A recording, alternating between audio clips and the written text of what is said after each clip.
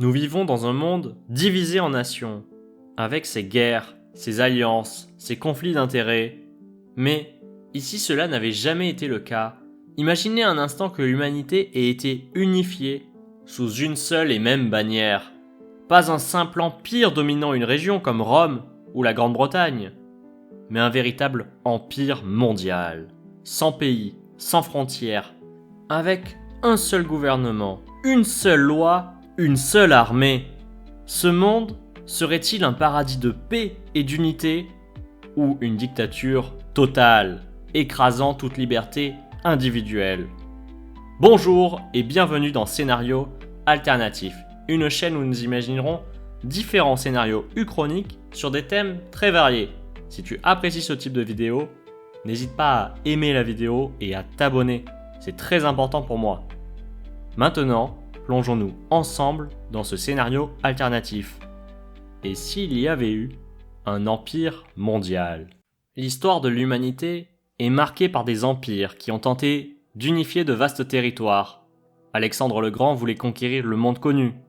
Rome a dominé l'Europe pendant des siècles. Gengis Khan a bâti le plus grand empire contigu de l'histoire. Mais aucun d'entre eux n'a pu tout contrôler. Pourtant, certains scénarios auraient pu mener à un empire mondial. Voyons les trois plus probables. Le premier scénario est celui d'une conquête militaire totale. Depuis des milliers d'années, des généraux ambitieux ont tenté de conquérir le monde. Et si l'un d'entre eux avait réussi, imaginez une Rome invincible, qui aurait survécu aux invasions et se serait étendue jusqu'à l'Asie et l'Amérique. Ou bien un empire mongol consolidé, qui aurait imposé sa loi sur toute l'humanité avec une administration efficace et durable, avec une supériorité militaire écrasante, une armée unifiée et une logistique infaillible. Il est possible qu'un empire ait fini par englober toute la planète. Mais un empire bâti sur la guerre est instable. Plus il grandit, plus il est difficile à gérer. L'histoire l'a montré. Tous les empires finissent par s'effondrer sous leur propre poids. Alors, peut-être qu'un empire mondial ne pouvait pas émerger par la force. Le deuxième scénario serait celui d'une unification progressive et pacifique. Et si l'humanité avait suivi un chemin plus pacifique?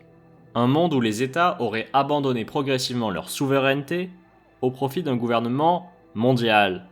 Peut-être une organisation des Nations Unies devenue une véritable superpuissance politique, imposant ses lois à tous. Imaginez un monde où les institutions internationales, au lieu d'être faibles et divisées comme aujourd'hui, auraient acquis un pouvoir absolu, rendant toute guerre impossible. Cela aurait pu arriver après la Seconde Guerre mondiale. Avec la menace nucléaire et la guerre froide, il aurait suffi d'un basculement pour que les nations renoncent à leur autonomie. Mais cela suppose que les dirigeants acceptent volontairement de perdre leur pouvoir. Et ça, c'est une autre histoire. Le troisième scénario serait celui d'une avancée technologique radicale.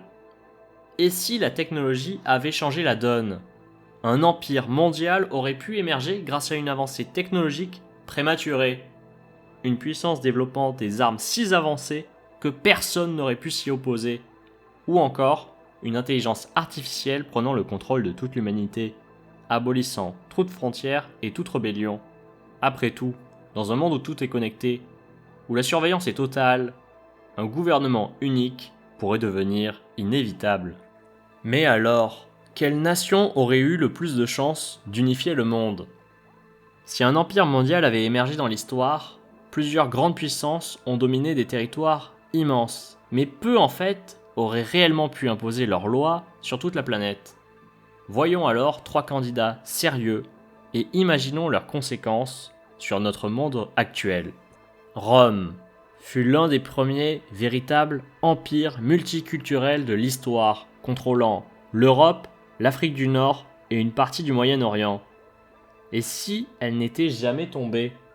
Imaginez une Rome qui, au lieu de s'effondrer sous le poids des invasions, aurait continué son expansion, intégrant petit à petit toute la planète sous son modèle.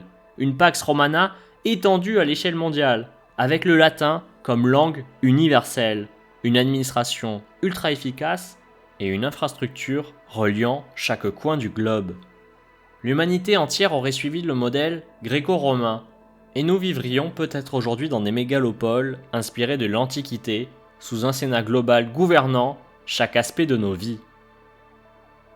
À son apogée, l'Empire britannique contrôlait près de 25% de la surface terrestre et influençait l'économie mondiale. Avec quelques événements clés différents, il aurait pu s'étendre encore plus. Imaginez un monde où la révolution américaine aurait échoué, où l'Empire britannique aurait unifié l'Amérique du Nord, l'Inde, l'Afrique et l'Asie sous un gouvernement unique. L'anglais serait devenu la langue officielle, et les lois britanniques régiraient chaque nation. L'économie mondiale fonctionnerait sous une seule monnaie, inspirée de la livre sterling. Une culture très anglo-saxonne aurait dominé la planète, et nous vivrions tous sous un modèle semblable au Commonwealth, mais sans indépendance locale. Et si c'était la Chine qui avait pris l'ascendant? L'Empire du Milieu a toujours eu une organisation centralisée et une administration extrêmement efficace. Avec une exploitation maritime plus agressive au XVe siècle, elle aurait pu coloniser l'Asie, l'Afrique et même les Amériques avant les Européens. Un empire mondial chinois aurait signifié un monde entièrement structuré autour des valeurs confucéennes, avec une bureaucratie ultra hiérarchisée et une société où l'harmonie collective prime sur l'individualisme. Peut-être que nous utiliserons aujourd'hui une écriture universelle inspirée des caractères chinois et que Pékin serait la capitale mondiale. En conclusion, chaque nation aurait façonné un empire mondial à son image, avec des conséquences radicalement différentes pour notre monde actuel. Mais admettons qu'un tel empire ait existé. Comment aurait-il transformé notre quotidien? Un monde sans frontières, un seul drapeau, une seule identité. Ce serait une transformation radicale pour l'humanité. Mais à quoi ressemblerait concrètement la vie sous un empire mondial? Imaginez une immense capitale mondiale, peut-être située à New York, Londres, Pékin, même Paris. Ou alors une ville construite spécialement pour être le centre du pouvoir impérial. Ce gouvernement mondial serait-il une démocratie géante où chaque citoyen voterait à l'échelle planétaire? Ou bien serions-nous sous un régime totalitaire, où un empereur, un conseil suprême, dirigerait d'une main de fer? La moindre décision serait prise à une échelle monumentale. Les lois votées affecteraient directement 8 milliards de personnes. Une simple réforme fiscale pourrait provoquer des émeutes sur plusieurs continents. Les décisions économiques seraient centralisées. Plus de nations pour ajuster leur monnaie, plus de crises locales. Mais si le système s'effondre, c'est le monde entier qui plonge dans le chaos. Dans un empire mondial, il faudrait une langue unique pour communiquer. L'anglais semble le choix le plus logique, mais dans un empire chinois, nous parlerons tous mandarin. Peut-être qu'une langue artificielle aurait été créée pour faciliter l'unification, comme un espéranto mondial obligatoire à l'école.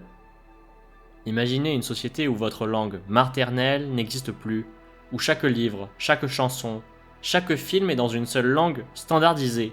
Fini les subtilités culturelles, fini les expressions propres aux langues locales. Tout serait uniformisé, facilitant les échanges, mais détruisant l'héritage linguistique de l'humanité. Et sans frontières, la carte du monde changerait complètement. Les États-Unis, l'Europe, l'Asie, l'Afrique, tout serait fusionné en un immense territoire global. Mais comment seraient répartis les habitants? On pourrait imaginer des mégalopoles gigantesques, concentrant des centaines de millions de personnes dans des centres ultra-modernes. Des villes comme Shanghai, New York, Dubaï, Tokyo pourraient être fusionnées en super régions urbaines de plusieurs centaines de kilomètres de long. Les campagnes jugées inefficaces seraient peu à peu vidées pour concentrer la population dans ces centres de production et de consommation. Les transports en commun seraient massifs et connectés mondialement. Des trains à grande vitesse relieraient toutes les régions en quelques heures. L'espace aérien ne serait plus divisé et les passeports disparaîtraient. Prendre un avion de Paris à Tokyo ne serait plus qu'un simple trajet interrégional, comme prendre un métro aujourd'hui. Avec un empire mondial, on peut se demander si c'est la fin de la diversité ou une fusion des arts. Un empire mondial pourrait imposer une culture universelle, effaçant petit à petit les différences. Plus de cinéma hollywoodien, plus de Bollywood, plus de cinéma français ou coréen. Un seul studio géant, produisant des films validés par un ministère de la culture mondiale. Côté musique, imaginez un monde où il n'y a plus de genre spécifique, plus de rap américain, plus de K-pop, plus de musique latine, seulement des hits universels produits pour plaire à tout le monde. Même la cuisine pourrait être uniformisée. Un régime mondial standard avec des fast-foods impériaux, servant la même nourriture de Paris à Buenos Aires, de Tokyo à Johannesburg. Mais à l'inverse, cet empire mondial pourrait aussi créer un brassage culturel unique. Peut-être que les traditions se mélangeraient pour donner naissance à un art nouveau, où la peinture chinoise se mêlerait aux techniques européennes, où la cuisine française fusionnerait avec les épices africaines et indiennes.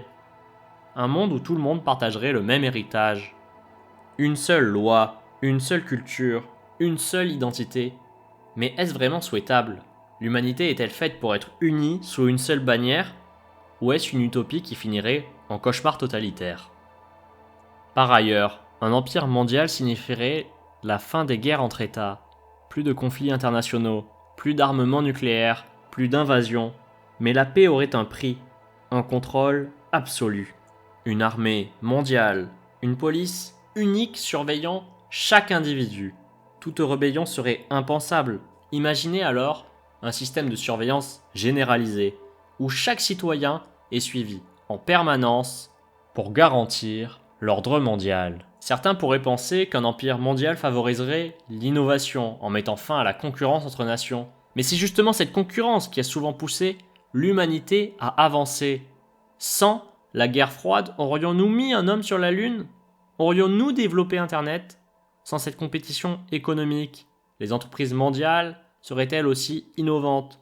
Ou serions-nous condamnés à une bureaucratie géante freinant tout progrès ? Un empire mondial pourrait garantir une meilleure répartition des richesses.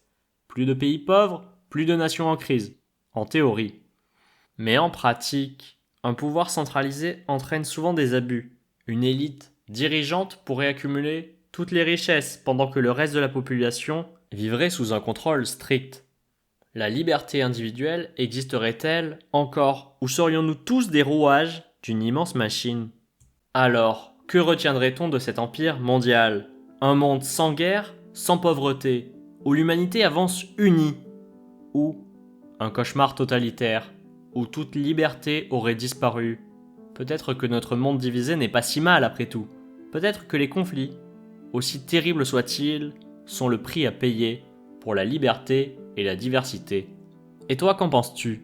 Voudrais-tu vivre dans un empire mondial ou préfères-tu notre monde actuel ?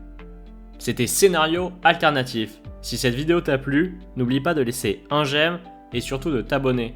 Ça m'aide énormément et ça me motive à en faire d'autres. Tu as un avis, une question, une autre idée d'Uchronie ? N'hésite pas à me l'écrire en commentaire, je lis et je réponds à un maximum d'entre vous. On se retrouve très vite pour une nouvelle Uchronie. Alors, et si on réécrivait l'histoire ensemble ?